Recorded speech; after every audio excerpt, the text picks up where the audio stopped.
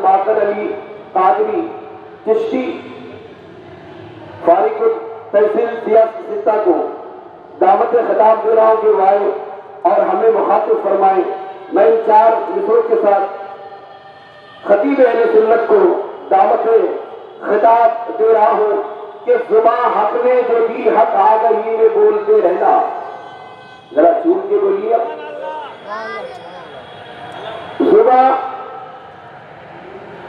زباں حق نے جو دی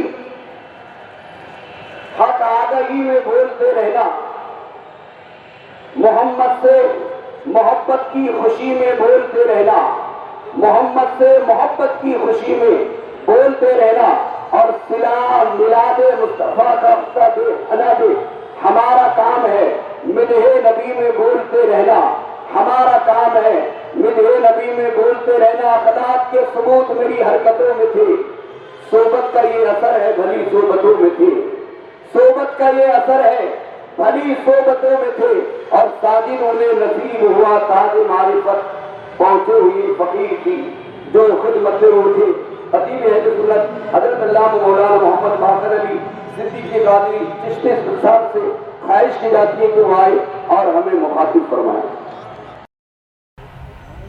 حضرت کا استقبال نعرہ تکبیر کے بھولنے کیا جائے۔ نعرہ تکبیر، نعرہ تکبیر، نعرہ رسالت، نعرہ حیدری، نعرہ غوث، نعرہ خواجہ، جشن میلاد النبی، جشن میلاد النبی، جشن میلاد النبی۔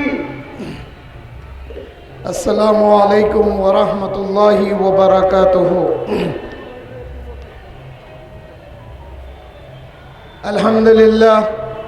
الحمدللہ رب العالمین، والصلاة والسلام علی سید الاولین والآخرین، نبی الانبیاء والمرسلین، وعلی آلہ واصحابہ ومن تبعہم بإحسان إلى يوم الدين، أما بعد،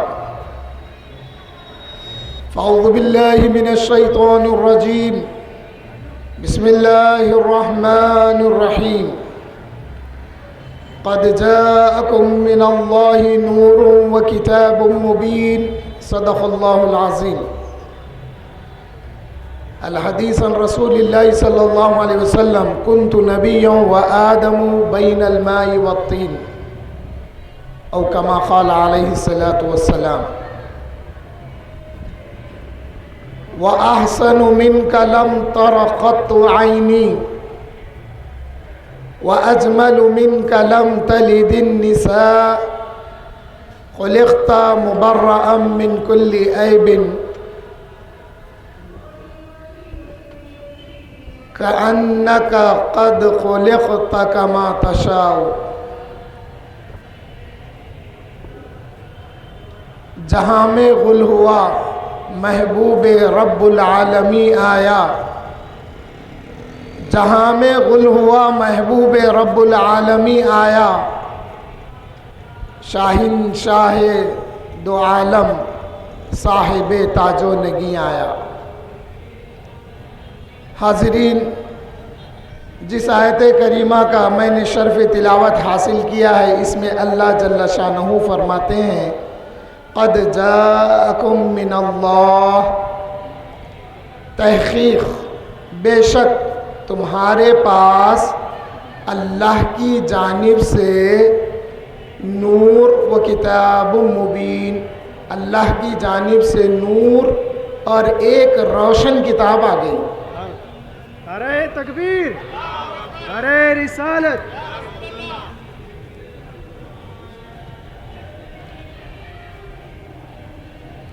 آپ کی میں توجہ چاہتا ہوں کیونکہ میلاد کی مناسبت سے آج میں آپ سے بات کروں گا۔ اللہ تعالیٰ حضور صلی اللہ علیہ وسلم کے متعلق حضور کی بعثت اور حضور کی ولادت کے متعلق فرماتے ہیں، قد جاءکم من اللہ، اللہ کے پاس سے، بے شک اللہ کے پاس سے تمہارے لیے نور اور ایک کتاب، روشن کتاب آ گئی۔ مفسرین نے یہاں پر نور سے مراد حضور اکرم صلی اللہ علیہ وسلم کی ذات مبارکہ لیا ہے۔ اور روشن کتاب یعنی قرآن کریم. اب نور کے ساتھ روشن کتاب کا ذکر کیا گیا.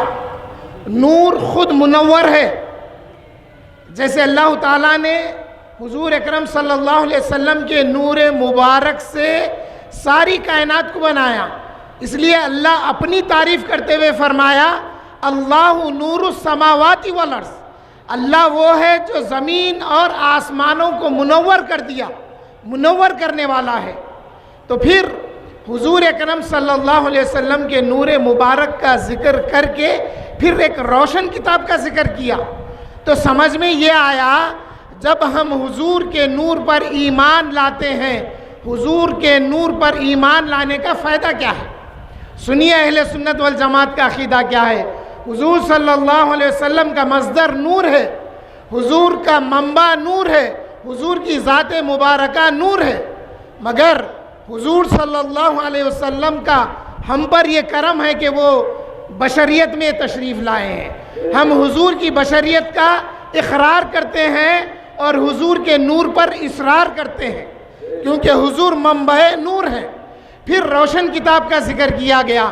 دیکھیے کوئی چیز پڑھنے کے لیے آنکھوں کی روشنی ہونا ضروری ہے. اندھے کو پڑھنے نہیں آتا. اب اس کے باوجود اگر کسی کے پاس آنکھ ہے لیکن وہ جہاں پڑھ رہا ہے وہاں پر اگر اندھیرا ہے تو بھی نہیں پڑھ سکتا. تو جب حضور کے نور ہونے پر ایمان لانے کے بعد وہ نور ہمارے دل میں ہوگا. وہ نور ہماری آنکھوں کو بھی اللہ نے عطا کیا ہے. حضور کے نور سے جب اللہ نے ساری کائنات کو بنایا تو مومنین کی آنکھوں کو حضور کا نور کا صدقہ جب ملا تو بصارت آ گئی مومن کی آنکھوں میں. اس لیے فرمائے کہ مومن کی بصارت سے ڈرو، اس لیے کہ وہ اللہ کے نور سے دیکھتا ہے. اتقوا من فراست المؤمن فإنه ينظر من نور اللہ، کیونکہ وہ اللہ کے نور سے دیکھتا ہے. جب حضور کا نور مومنین کی آنکھوں کو عطا ہوا تو پھر جب وہ دیکھتا ہے تو اللہ کے نور سے دیکھتا ہے. تو پھر روشن کتاب کو پڑھنے کے لیے نور کی ضرورت ہے. جب ہمارے دلوں میں نور آئے گا پھر آنکھوں کو نور ملے گا تو جب کتاب پڑھیں گے تو پڑھنا آئے گا اور پڑھنا آسان ہو جائے گا.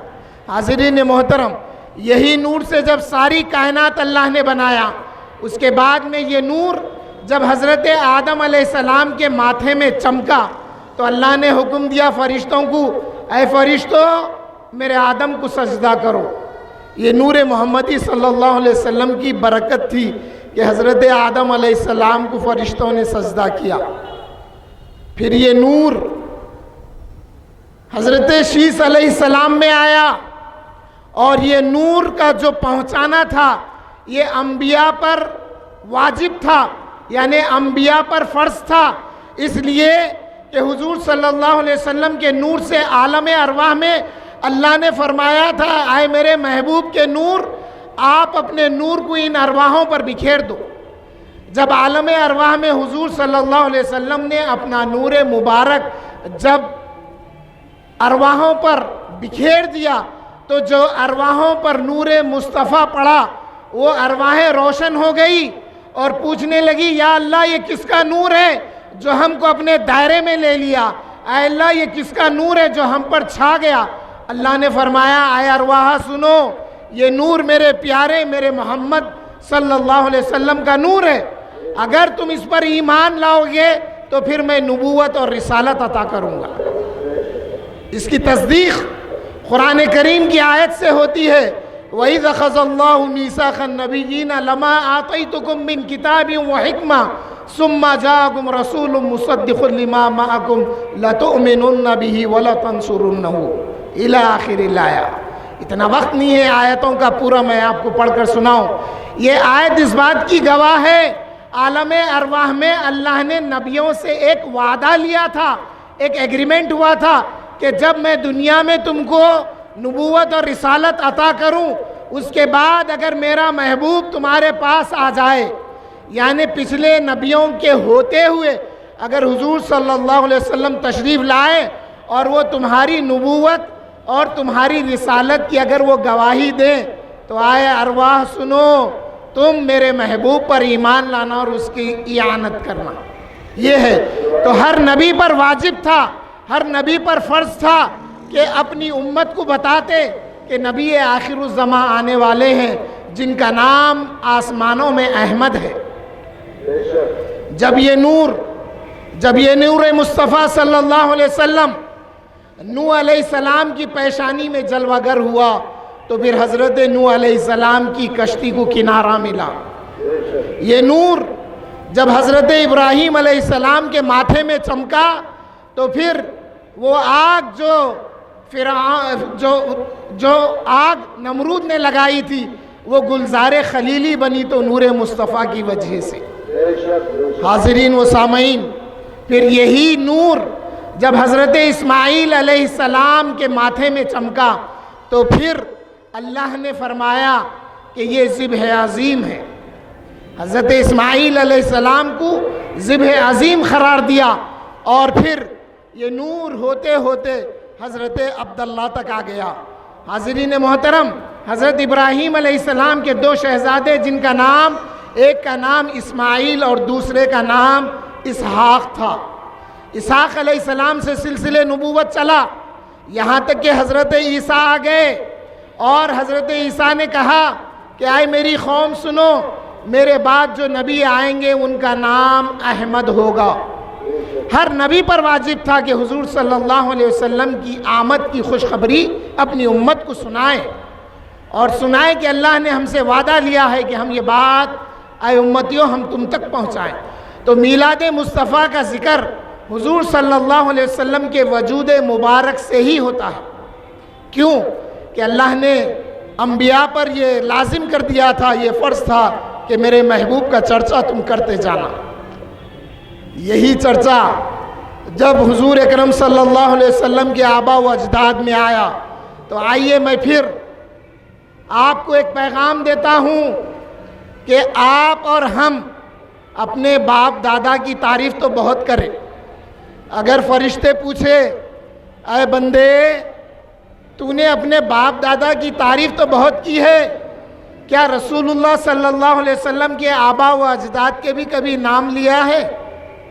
تو پھر ایک بات ہمارے لیے بنی رہے گی کہ ہاں اے اللہ، جو جلسہ میلاد النبی صلی اللہ علیہ وسلم 40 سال سے کل ہند مرکزی مجلس اہل سنت والجماعت خلوت میدان میں منعقد کیا کرتی تھی، اس کا ایک جلسہ خزانِ عامرہ میں منعقد تھا جس کی صدارت آفتاب خطابت حضرت مولانا سید شجاعت علی سراج قادری قبلہ فرماتے ہیں۔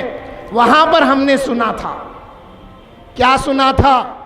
حضور اکرم صلی اللہ علیہ وسلم نے اپنے آبا و اجداد پر کس طرح ناز کیا سنیے۔ آقا کریم نے 2 شعر پڑھے۔ آقا فرمائے انا النبی لا کذب،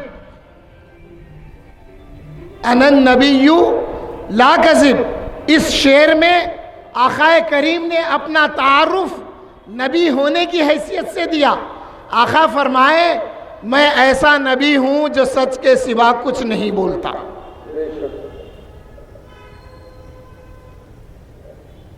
کوئی ریسپانس نہیں، بڑی بات نہیں بولتا میں۔ آپ آج کے دور کی کتاباں پڑھیں تو یہ نہیں ملتے تعلیمات۔ اگر آپ ریسپونڈ کریں گے تو میرے اندر سے اور بھی آتا، نہیں تو میں چہرے دیکھ رہا ہوں آپ لوگوں کے، کوئی تو ریسپونڈ کرو بھائی، میرے لیے نہیں۔ فرشتے زمین میں گھومتے رہتے ہیں، حدیث مبارکہ میں ہے، جہاں پر اللہ اس کے رسول کے ذکر کی محفلیں ہوتی ہیں وہ فرشتے وہاں آ کے بیٹھ جاتے ہیں اور تمام حاضرین کے نام لکھے جاتے ہیں۔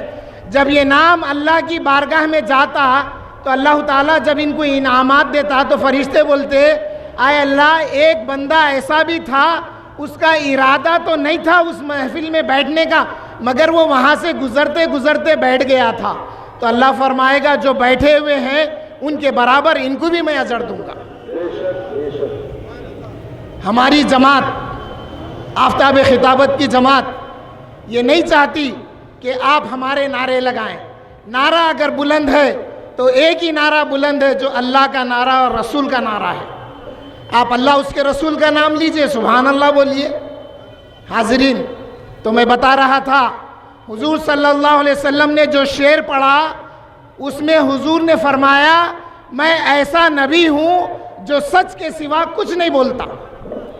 اس موقع پہ اللہ کے رسول نے میں ایسا رسول ہوں نہیں فرمایا, نبی فرمایا. تو نبی کا ترجمہ کیا ہے؟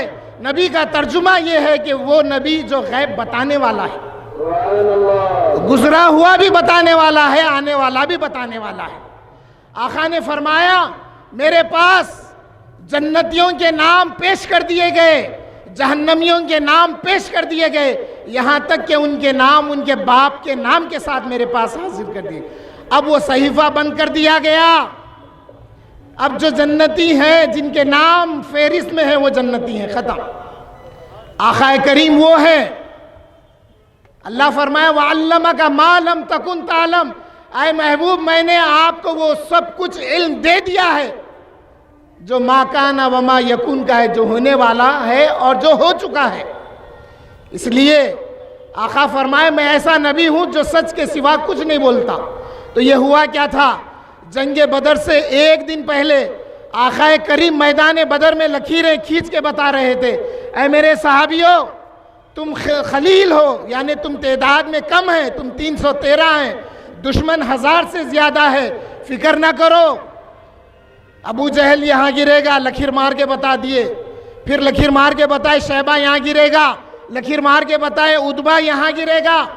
پھر اب جب دوسرا دن آیا تو آقا نے پھر تسلی دی اپنے اصحاب کو کہ آئے میرے صحابیوں سنو, میں ایسی غیب کی بات بتانے والا ہوں جو سچ کے سوا کچھ نہیں بولتا. پھر آقا فرمائے انا ابن عبد المطلب, میں عبد المطلب کا بیٹا ہوں. حالانکہ حضور عبد المطلب کے پوترے ہیں.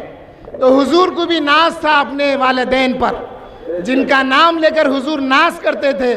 آئیے ان کے نام ہم بھی ورد کر لیتے ہیں. میں نام پڑھتا جاؤں گا, آپ آہستہ سے اس کو ریپیٹ کر لیجئے, دہرا لیجئے. حضور فرمائے انا محمد بن عبداللہ بن عبد المطلب بن ہاشم بن عبد مناف بن خصی بن کلاب بن مرہ بن کعاب بن لوئی بن فہر بن غالب بن مالک بن نضر بن کنانہ بن مضر بن الیاس بن خزیمہ بن مدرکہ بن نزار بن معاد بن عدنان الى سیدنا اسماعیل ذبیح اللہ بن سیدنا ابراہیم خلیل اللہ.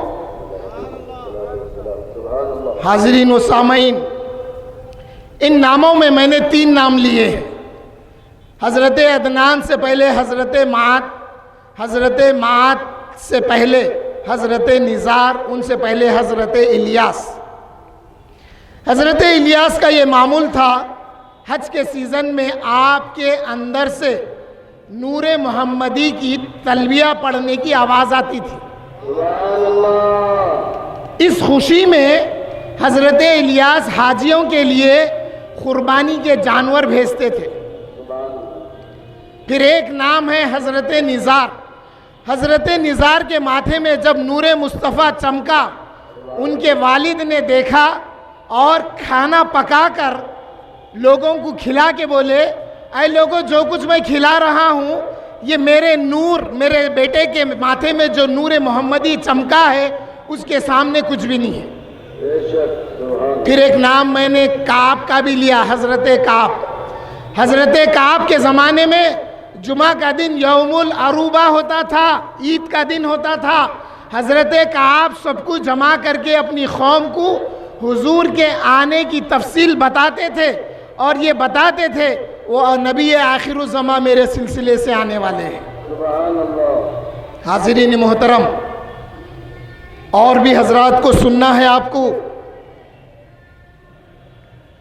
آئیے جب یہ نور مصطفیٰ صلی اللہ علیہ وسلم حضرت بی بی आमिना रज़ी अल्लाह ताला अन्हा से जब ज़ाहिर हुआ तो जो गुरफ़ा था, जो रूम था, जो कमरा था, वो मुनव्वर हो गया।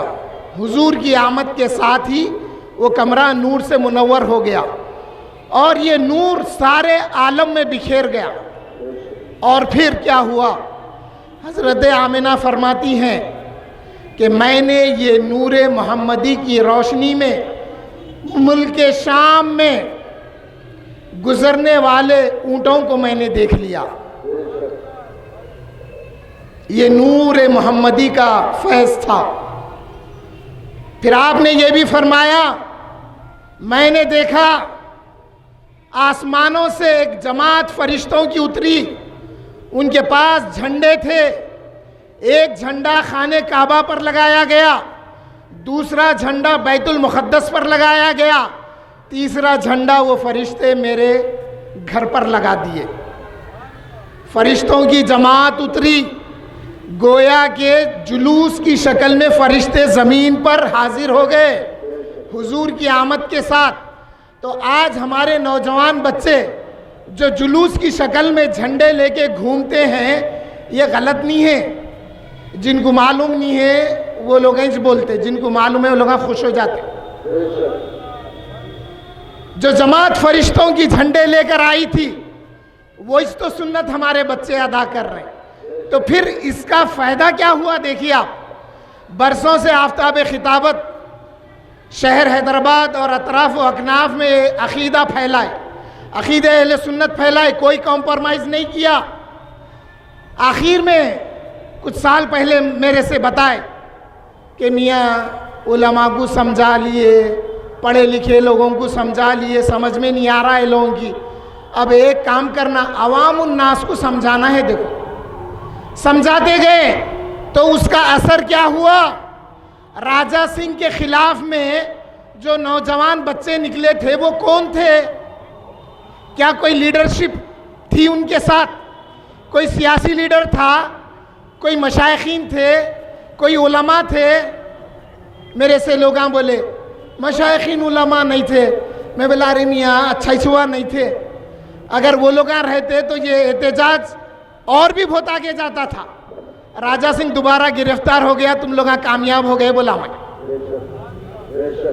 सियासी लोग भी नहीं थे। मैं बोला वो लोग यहाँ कहीं को आएंगे? वो लोगों को अपनी जय जय करना है।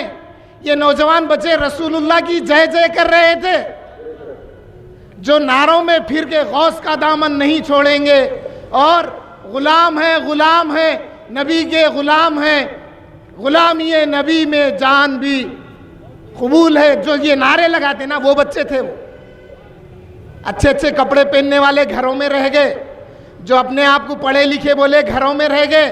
तो ये जलसों का असर, ये जुलूस का असर, ये झंडों का असर ये होता, ये मोहब्बत के ज़रिए एक कौम में इनकलाब आता। तो हाज़रीन मोहतरम, ये तो झंडे थे। आइए, हुजूर सल्लल्लाहु अलैहि वसल्लम की विलादत के 7वें दिन हज़रत अब्दुल मुत्तलिब ने हुजूर का अकीक़ा कर दिए थे। फिर एक मौके पे हुजूर ने अपना अकीक़ा किया। तो लोग पूछे या रसूल अल्लाह, साहबा ने पूछा या रसूल अल्लाह क्या आपका अकीक़ा नहीं हुआ था? तो आक़ाए करीम फरमाए नहीं, मेरा अकीक़ा तो उसी वक्त मेरे दादा ने 7वें दिन कर दिया था, मगर मैं मेरी पैदाइश की खुशी में एक बार फिर कर रहा हूँ। तो साबित हो गया, मिलादुन नबी सल्लल्लाहु अलैहि वसल्लम के मौके पर हुजूर की मिलाद का जिक्र करना हज़रत काब से साबित है, और पकवान करके खिलाना हज़रत निज़ार से साबित है, और फिर ऐसे जलसे जुलूसों में कंट्रीब्यूट करना हज़रत इलियास से साबित है, और ख़ुद इसका एहतमाम करना आपके मेरे आका से साबित है। फिर अभी और दलील क्या चाहिए? जैसे ही मिलाद का महीना आता, ये चीज़ें देख के बाज़ लोगों को रूहानी बीमारी होती और जिस्मानी बीमारी होती। जिस्मानी बीमारी, गरीबा बहुत है, इतना ख़र्चा कर रहे हैं, ये ख़र्चा गरीबों को दे देना कैसा? लोगों का जहन ख़राब करते। इसको पूछना तू कितने दिया, जवाब कुछ भी नहीं आता। ये रुकावट पैदा करने की सोच पैदा कर रहे हैं लोग। 5 मंजिला घर रहता इसका, ارے تیرے قریبی غریب رشتہ دار کو بلا کے بغیر کرایہ لے کے ایک فلیٹ دیو، بولو انہیں دیتا کیا؟ دیکھو 10 لاکھ کی گاڑی اپنے لیے خریدیں گا، جب خاندان کا غریب یاد نہیں آتا 50,000 کی گاڑی دلانے، ہمارے کو بولتا تو سنو، جو پیسے والے ہیں وہ اپنے معیار سے میلاد النبی کا اہتمام کرتے ہیں، اور جو غریب ہے اپنی گاڑی پہ ایک جھنڈی لگا کے انہیں جھنڈی اس لیے لگاتا، فرشتے جھنڈی لا کے حضور کے مکان پر جہاں ولادت ہوئی وہاں لگائے تھے، جھنڈی لگا کے بارگاہ رسالت میں عرض کرتا ہے، سنا ہے یا رسول اللہ، سنا ہے آپ ہر عاشق کے گھر تشریف لاتے ہیں، میرے گھر بھی ہو چراغاں یا رسول اللہ۔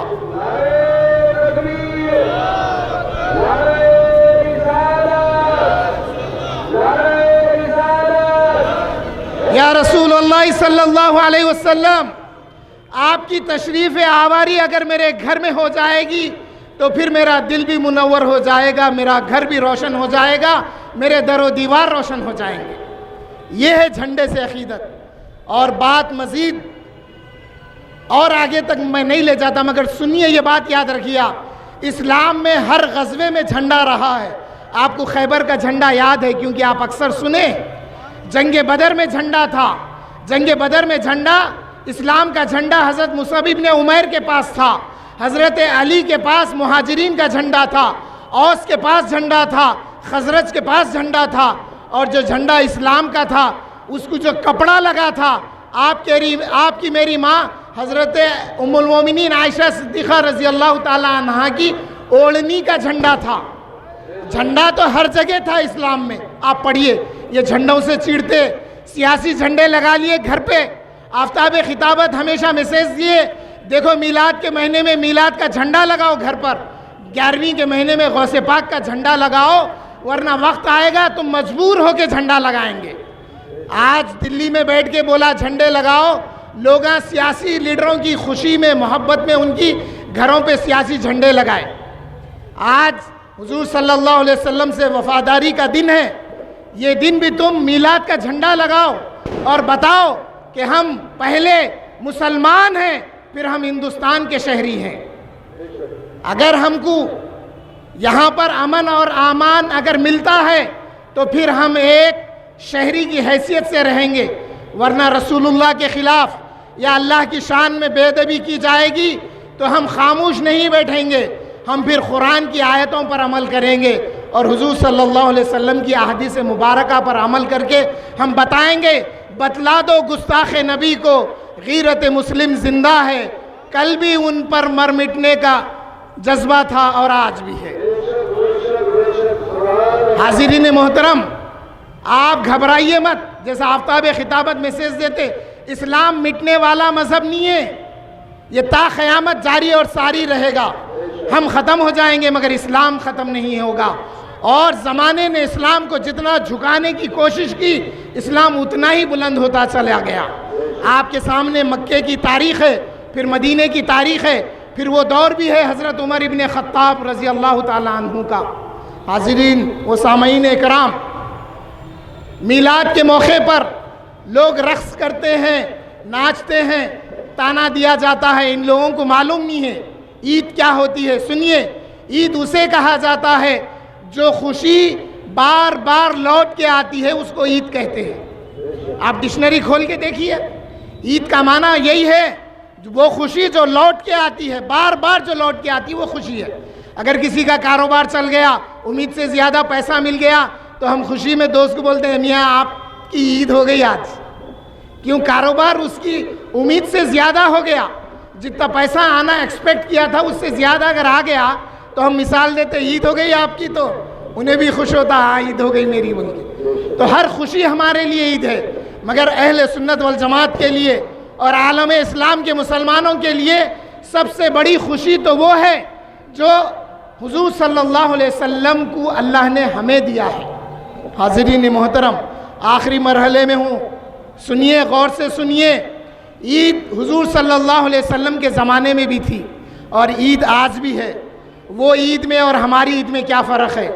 وہ عیدیں حضور صلی اللہ علیہ وسلم کی رمضان کی عید بھی ہوتی تھی تو وہ عید کے دن روزہ رہنا نہیں تھا، اس لیے کہ 29 دن 30 دن مسلسل روزے رہنے کے بعد جب چاند دیکھا تو وہ دن عید الفطر کہتے ہیں، فطر یعنی کھانے پینے کے لیے فطر کہا گیا ہے یا روزہ توڑنے کا نام ہے، اور پھر عید الاضحیٰ قربانی کر کے اس دن جانور قربانی کر کے اس کا گوشت کھانا ہے۔ تو وہ عیدوں میں کھانے کا، ایک عید میں کھانا منع ہے، ایک عید میں کھانے کا حکم ہے، یعنی دونوں عیدوں میں بھی کھانے کا حکم ہے۔ اب یہ عید ایسی عید ہے، حضور صلی اللہ علیہ وسلم ہر پیر کے دن روزہ رہتے تھے۔ صحابہ پوچھے یا رسول اللہ یہ روزہ کہے گا؟ تو حضور فرمائے کہ میں اس دن پیدا ہوا اور اسی دن میں نے اعلان نبوت کیا۔ تو اب لوگ سوال کرتے ہیں بھائی وہ عید کے دن تو کھانا پینا ہے، اس دن روزہ کیوں رہ رہے ہیں؟ یا پھر جب آپ روزہ رہ رہے ہیں تو وہ عید کا دن نہیں ہے؟ تو بھائی وہ شریعت کی عید ہے جو رسول اللہ نے فرما دیا ہے، وہ شریعت کے مطابق عید ہے، اور یہ عید ایسی عید ہے جس کو رسول اللہ نے روزہ رہ کر بتایا ہے، اور رسول اللہ نے عقیقہ کر کے کھلا کے بھی بتایا ہے۔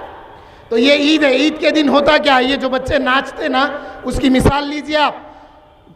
حضور صلی اللہ علیہ وسلم جب مدینہ منورہ میں تھے تو مسجد نبوی صلی اللہ علیہ وسلم کے صحن میں حبشہ کے غلام تیر اور بھالوں کے کرتب دکھاتے تھے۔ وہ زمانہ آخری زمانہ جو ہمارا یعنی وہ حبشہ کے نوجوانوں کا تھا، وہ میں نے دیکھا 97 میں جب میں مکے میں تھا، عید کے دن میں دیکھا وہ بھالے پھرا کے کرتب دکھا رہے تھے، میرے کو فوری حدیث شریف یاد آ گئی۔ تو کرتب دکھانا، بھالے لے کر نیزہ یا جو بھی ہتھیار وغیرہ لے کے ناچنا یا ایک انداز میں رقص کرنا، یہ حضور کی مسجد میں ہوا، حضور اس کا مشاہدہ فرمائے ہیں۔ اور پھر ام المومنین عائشہ صدیقہ رضی اللہ تعالیٰ عنہ حضور کے مونڈے مبارک پر اپنی ٹھڈی رکھ کر اس کا مشاہدہ کیا۔ جب آپ اپنی ٹھڈی ہٹا لیا، آپ ہٹ گئے، تو حضور پوچھے آئے عائشہ دل بھر گیا؟ بولے ہاں یا رسول اللہ، تو حضور اندر چلے گئے۔ یہ عید کے دن ہے۔ آؤ اس سے ہٹ کے اور بتاتا ہوں۔ چھوکریاں حضور کے سامنے 6-7 سال کی بچیاں دف بجا کے اشعار پڑھ رہے تھے۔ حضور صلی اللہ علیہ وسلم کے سامنے اشعار پڑھ رہے تھے دف پہ، اور وہ کہہ رہے تھے ہمارے درمیان میں وہ نبی ہے جو کل کی بتاتے ہیں، کیونکہ غزوہ بدر جبھی ہوا تھا۔ حضور مسکرا کے ان بچیوں سے کہے اے بچیوں یہ شعر رہنے تو وہ پڑھو جو تم پہلے پڑھ رہے تھے۔ تو یہ ہو ہی رہا تھا، حضرت عمر آ گئے۔ حضرت عمر آتے بچیاں جو حضرت عمر کو دیکھے دف نیچے ڈال کے اوپر بیٹھ گئے دف کے۔ اب حضور دیکھ کے بچیوں کو مسکرانے لگے۔ حضرت عمر بچیوں کو دیکھ کے بولے ہاں رسول اللہ کے سامنے یہ ناچ گانا کر رہے ہیں تم لگا؟ حضور فرمایا اے عمر چھوڑو ان بچیوں کو، ہر قوم کی عید ہوتی ہے اور یہ ہماری عید کا دن ہے۔ تو معلوم ہوا دف بجانا عید کے دن، حضور کی نعت پڑھنا، ناچنا، یہ ہمارے پاس ثابت ہے۔ تو جو لوگ اعتراض کرتے ہیں وہ لوگوں کو میں دعوت دیتا ہوں تم پڑھو، نہیں تو ایسے جلسوں میں شریک ہو جہاں پر یہ سب معلوم ہوتا ہے۔ حاضرین محترم، ڈی جے کی بات کرتا ہوں میں۔ رسول اللہ صلی اللہ علیہ وسلم ساری کائنات کے لیے ہے۔ اب ساری کائنات میں جو بھی وجود میں آئے گا اس کی بھی خواہش ہوگی، اس کی بھی اپنی خواہش ہوگی کہ میرے اندر بھی رسول اللہ کا نغمہ، میرے اندر بھی رسول اللہ کی نعت گونجے۔ تو اس لیے وہ ڈی جے پہ پڑھتے ہیں، سناتے ہیں، سنتے ہیں۔ چیڑنے کی ضرورت نہیں ہے، بلکہ دعا کیجئے کہ اللہ تعالیٰ یہ سارے ہمارے میلاد النبی صلی اللہ علیہ وسلم کے جو اعمال ہیں، جو معمولات اہل سنت جماعت ہے، اس کو قبول فرمائے۔ سبحان ربک رب العزت عما یصفون وسلام علی المرسلین والحمد للہ رب العالمین۔